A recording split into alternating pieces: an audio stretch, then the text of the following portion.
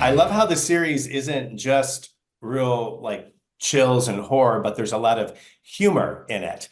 Yeah. So can the two of you talk about why the humor was important and how that all kind of got started and woven into the concept? One of the more formative scripts in my lifetime in terms of developing myself as a writer was Kevin Williamson's script for Scream, in which it's very funny.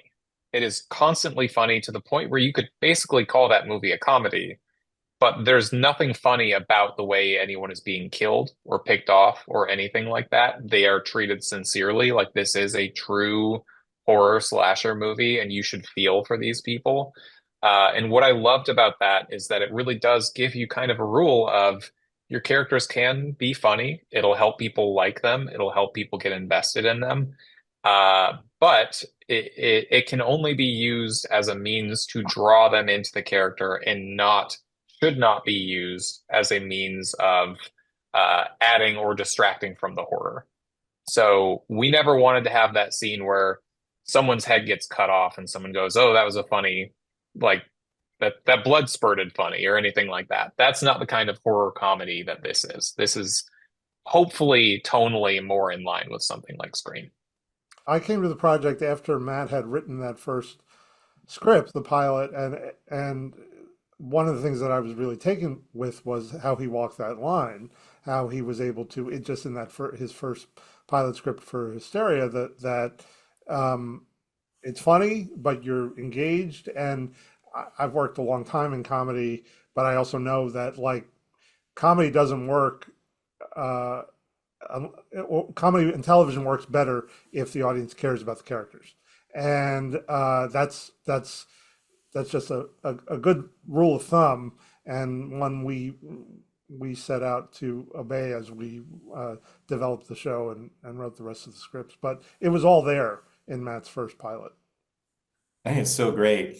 David, how do you feel working on, being the showrunner for Orville and then, Family Guy, such great work, and working with Seth MacFarlane? How do you feel that experience informed this experience? Well, I mean, I think one of the things I have a lot of experience in is helping a brilliant creator do their show. And that's what the situation I had working with Seth all those years. And that's what I'm doing on this show. Matt created a world in that first script. He knew he had a lot of ideas about where he wanted the script, the show to go, and I joined him to help facilitate that. I hope he thinks it's a good partnership. I thought it was, and it's exciting to get to do something so different from my resume. To get to do something in this horror space. I'm a fan of some horror movies, and huge fan of the cast we put together. But for me, it's like what getting to work with Matt and realize his vision is very exciting. Thank you for that. Matthew, you worked on a lot of shows, from American Horror Story to It's Always Sunny in Philadelphia. Would you consider this one of your biggest leaps? Yes. So on those shows, I was a production assistant, production secretary. I was someone who was making call sheets and distributing them and all that stuff. But I have had other opportunities on other shows. Like I was on a show called Stitchers back in 2017, where I was able to kind of watch every step of the process 30 times over, essentially, by being an EP assistant. I was able to see how every single meeting gets run, how post works, how to, make sure that we make the day on set. I was able to basically do a showrunner training program through that show and that experience.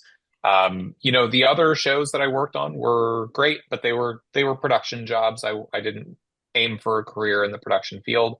It was really that show and that experience that trained me to be able to do what I'm doing now. Beautiful, thank you. And can either of you, maybe Matthew, if you want to keep going, or David as well. Kong Skull Island director Jordan Vogt Roberts has directed these 8 episodes. Well, how do you feel he brought this to another level? Well, Jordan directed 2 episodes of the show. He directed episode 1 and 8.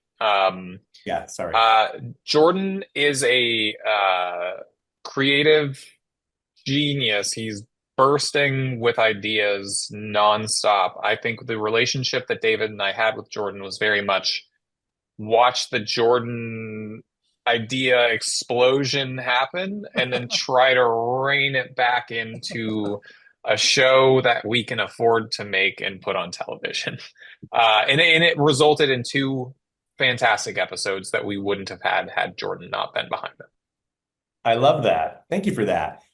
Thank you so much for your time. I appreciate it, and it's a great show. So congrats. Thank you so Excellent. much. We appreciate it, Greg. Absolutely.